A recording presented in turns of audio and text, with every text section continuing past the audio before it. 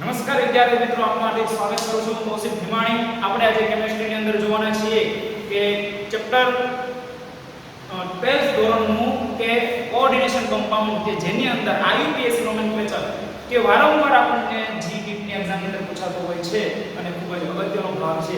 તો આજે આપણે તેના નિયમો અને અહીંયા આપેલા કેટલાક સંયોજનો છે તેના આપણે નામકરણ જોઈશું. ઓકે, તો ચાલો સ્ટાર્ટ કરીએ. આપણે સૌપ્રથમ આઈયુપીએસસી નામકરણની અંદર કોઓર્ડિનેશનના જોવા હોય તો લિગેન્ડની જરૂર પડશે. તો લિગેન્ડ તરીકે આપણી પાસે એકદંતીય, દ્વિદંતીય, ત્રિદંતીય અને બહુદંતીય લિગેન્ડ હોઈ શકે છે. તો એકદંતીય કોને કહેવાય? એક ઇલેક્ટ્રોન યુગ્મ આપે તેમને. ત્રિદંતીય બે ઇલેક્ટ્રોન યુગ્મ આપે એક લિગેન્ડ સંયોજન હોય તે. કે સવર્ગ સહસંયોજન શા માટે કીધા? કારણ કે જે ઇલેક્ટ્રોન યુગ્મ આપે છે એટલા માટે કહીએ છે. તો લિગેન્ડ તરીકે હોઈ શકે આપણી પાસે H2O જેને આપણે બોલીએ છીએ એક્વા, જેનો ઓક્સિડેશન નંબર છે 0. આપણી પાસે હોઈ શકે NH3 એમાઇન જેને આપણે એમાઇન બોલીએ છીએ. શું બોલીએ છીએ? એમાઇન બોલીએ છીએ કે જેનો પણ ઓક્સિડેશન નંબર છે 0. ત્યારબાદ આપણી પાસે CO જેને આપણે બોલીએ છીએ કાર્બોક્સિલ. તો એ કાર્બોનાઇલ બોલીએ છીએ આને, કે જેનો પણ ઓક્સિડેશન નંબર છે 0. ત્યારબાદ આપણી પાસે હોય CN જેને ઘણીવાર સાયનાઇડો અથવા સાયનો પણ બોલીએ છીએ, જેનો ઓક્સિડેશન નંબર -1. ત્યારબાદ આપણી પાસે હોય C2O4. આ પણ -1 આ -2 હોય છે. આને બોલીએ છીએ ઓક્ઝેલેટો, જેનો ઓક્સિડેશન નંબર -2 હશે. આપણી પાસે હોય Cl- એટલે કે ક્લોરાઇડો બોલીએ છીએ, જેનો પણ ઓક્સિડેશન નંબર -1. આવા કેટલા પણ લિગેન્ડ છે. ઉપરાંત ઘણા ઓર્ગેનિક લિગેન્ડ છે જેની અંદર આપણે EN એટલે કે ઇથેન 1,2-diamine, ઇથેન 1,2-diamine જેનો ઓક્સિડેશન નંબર 0. આવા ઘણા બધા CO4- ફોસ્ફેટો કહીએ છીએ, SO3-3 SO4-3 આર્સેનાઇડો કહીએ છીએ. આવા NO3-1 નાઇટ્રેટો, NO2-1 નાઇટ્રાઇટો. તો લિગેન્ડની જરૂરિયાત છે લિગેન્ડ. ઓકે, ત્યારબાદ કહે છે સેન્ટ્રલ મેટર કે મધ્યસ્થ પરમાણુ. પહેલા જરૂર પડે આપણે લિગેન્ડની, ત્યારબાદ જરૂર પડે છે સેન્ટ્રલ મેટર. લિગેન્ડને આપણે L વડે દર્શાવીએ છીએ, સેન્ટ્રલ મેટર CM તરીકે લખીએ છીએ આપણે, કે જેની અંદર હોઈ શકે Cu. આને આપણે કોપર તરીકે ઓળખીએ છીએ, જેને આપણે ક્યુપ્રેટ બોલીશું. ક્યુપ્રેટ. આપણી પાસે હોઈ શકે CO એટલે કોબાલ્ટ, જેને આપણે કોબાલ્ટેટ બોલીએ છીએ. જ્યારે આપણી પાસે હોઈ શકે અહીંયા Fe એટલે આયન, જેને બોલીએ છીએ ફેરેટ. ત્યારબાદ આપણી પાસે હોઈ શકે Mn એટલે મેંગનીઝ, જેને આપણે બોલીએ છીએ મેગ્નેટ. આવી રીતે કોઈ પણ ધાતુ પરમાણુ છે એ મધ્યસ્થ પરમાણુ તરીકે ઓળખાય છે. એને આપણે પાછળ એડ પ્રત્યય કહે છે. આ એડ પ્રત્યય ક્યારે લગાવવામાં આવે? જ્યારે સવર્ગ કૌંસની અંદર, સવર્ગ કૌંસમાં એક લિગેન્ડ ઋણ આયન ધરાવતો હોય એટલે કે ઋણ ભાર ધરાવતો હોય તો ધાતુના નામ પાછળ એટલે કે મધ્યસ્થ પરમાણુ, ધાતુ એટલે શું કીધું આપણે? Central metal. ના નામ પાછળ એક પ્રત્યય લગાવવામાં આવે છે.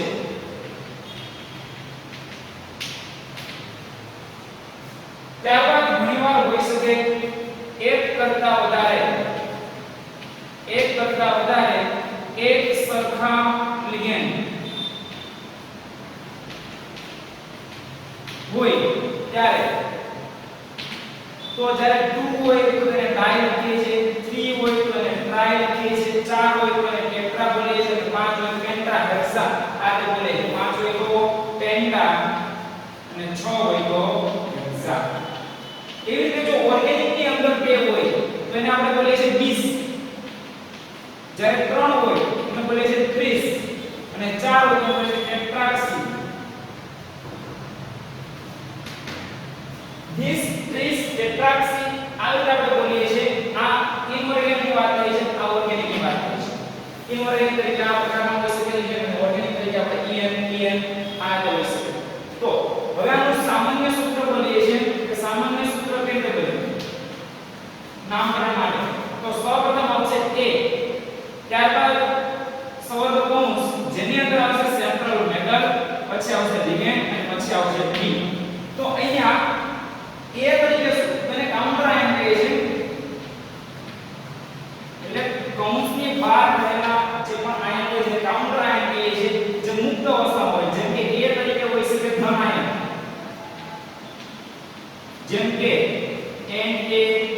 આને ફક્ત બોલીએ છે સોડિયમ, આને પણ ફક્ત પોટેશિયમ એવું જ બોલવું પડશે. હવે Na3 પણ હોય તો પણ આને આપણે સોડિયમ જ બોલીશું, ટ્રાય સોડિયમ બોલવાની જરૂર નથી, ફક્ત શું બોલીશું સોડિયમ. એટલે B તરીકે પાછળ હોય તો આપણે એને ઋણ આયન હોય પાછળ લખીએ અને ધન આયન હોય તો આપણે આગળ લખીશું. A તરીકે ધન આયન બંને સાથે હોય એ નથી શક્ય બનવાનું, ફક્ત A અથવા ફક્ત B હશે. વચ્ચેનો આ કૌંસ તો હોવાનો છે, આગળ A હોઈ શકે અથવા B, કારણ કે આ માઈનસ હોય તો પોઝિટિવ હોય અને પોઝિટિવ ના નેગેટિવ તેની સાથે આ રીતે જોવા મળશે. અને ઋણ આયન તરીકે શું હોય તો Cl- એટલે કે ડાયરેક્ટ શું લખીશું ક્લોરાઇડ. જો SO4- હોય તો એને સલ્ફેટ. તો ઋણ આયનની જેમ લખીશું અને ધન આયનની જેમ લખીશું. તો અહીંયા આખું નામકરણ કઈ રીતે સૌપ્રથમ A લખવું પડશે, ત્યારબાદ આપણે લખીશું સેન્ટ્રલ મેટલ, ત્યારબાદ આપણે લખીશું લિગેન્ડ, પછી આપણે લખીશું એનો સેન્ટ્રલ મેટલનો ઓક્સિડેશન નંબર અને ત્યારબાદ છે લખીશું D. જો A અથવા B બંને સાથે નહીં હોય તો આ A હશે આ તો B હશે. તો પહેલા લખીશું A, જો આગળ ધન આયન હોય તો પછી ડાયરેક્ટ લિગેન્ડ લખીશું, પછી કરીશું સેન્ટ્રલ મેટલ, પછી સેન્ટ્રલ મેટલનો ઓક્સિડેશન નંબર અને ત્યારબાદ છે આવતું B. તો એ રીતે આપણે આયુકેસી નોમેનક્લેચર કરીશું સબંધ સંયોજનોનું. આ બધા જ નિયમોને ધ્યાનમાં રાખી આપણે આનું આયુકેસી નામકરણ કરીએ તો પહેલું છે આપણે કે K4AgCN6. તો સૌપ્રથમ K એટલે પોટેશિયમ છે, તો શું બોલવાનું આપણે પહેલા A, એટલે કે આપણે નામ બોલીશું પોટેશિયમ. હવે શું બોલીશું લિગેન્ડ એક કરતા વધારે કેટલી વાર છે 6, તો હેક્સા પોટેશિયમ હેક્સા સાયનો. હવે માઈનસ આયન ધરાવે છે લિગેન્ડ, તો આયનનું આપણે શું કરીશું ફેરેટ. હવે એનો ઓક્સિડેશન નંબર કેટલો, તો ઓક્સિડેશન નંબર જાણવા માટે આ 4 છે તો અહીંયા -4 હોવાનો. આનો ઓક્સિડેશન નંબર છે એનો -1 * 6 -6 સામે જાય તો +6 + 6 - 4 એટલે થાય +2. તો Fe છે +2 ચાર્જ દ્વારા રોમન નામની અંદર લખવામાં આવે. ફરીથી ધ્યાન આપશો, પહેલા ધન આયન લખીશું પોટેશિયમ, પછી લિગેન્ડ કેટલા છે 6 તો હેક્સા, કયો છે સાયનો, પછી ફેરસ એટલે કે એને ફેરેટ લખીશું કારણ કે માઈનસ ચાર્જ ધરાવે તો ફેરેટ, અને ત્યારબાદ તેનો કોમ્બિનેશન નંબર કોનો સેન્ટ્રલ મેટલનો લખીએ કઈ રીતે, આમ 4 છે -4 હોવાનો, Cl - 1 * 6 -6 સામે જાય તો +6 + 6 - 4 તો +2. તો +2 કોનો હોય Fe નો, બાજુનો ઋણાત્મક +2. આ આખું નામકરણ થઈ ગયું પોટેશિયમ હેક્સાસાયનોફેરેટ 2. આ એનું આયુકેસી નામ. ત્યારબાદ બીજાનું જોઈએ આપણે.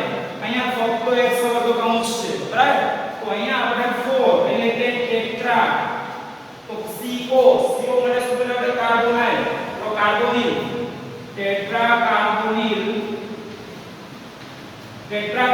પછી આ ઋણ આયન નથી તો ફક્ત શું બોલીશું નિકલ, ટેટ્રા કાર્બોનિલ નિકલ. આનો 0 ચાર્જ, 0 * 4 0, આનો કોઈ ચાર્જ નથી એટલે કેટલા અક્ષરોના નામમાં 0 લખવાની કોઈ જરૂર નહીં, અથવા 0 લખો તો ચાલે. ત્યારબાદ પોટેશિયમ પહેલા લખીશું એવું યુનિફોર્મ થાય પોટેશિયમ, ફક્ત પોટેશિયમ. ત્યારબાદ કૌંસની અંદર લિગેન્ડ કેટલા 3 તો ટ્રાય એટલે C2O4, તો એને શું બોલીએ આપણે ઓક્ઝેલેટો. C2O4 એટલે શું બોલીએ ઓક્ઝેલેટો.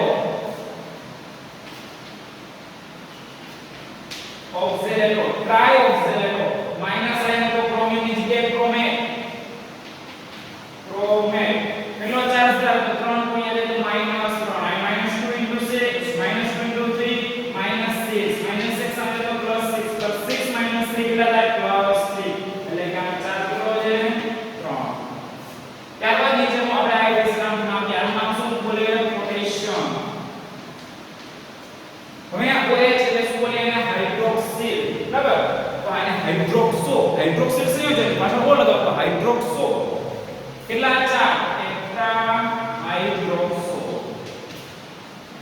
ચાલો માઈનસ ધરાવે તો અહીંયા ઝીંક નામ ઝીંકે,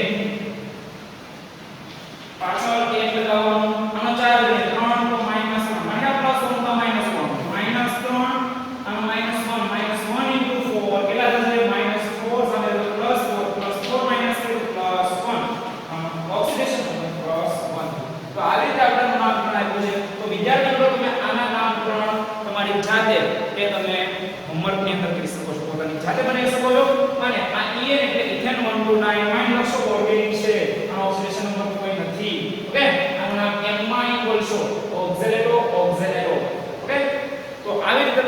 વિશે નામકરણ કરી શકો અને તમારે કોઈ પણ ક્વેશ્ચન થાય તો તમે અમને જણાવો.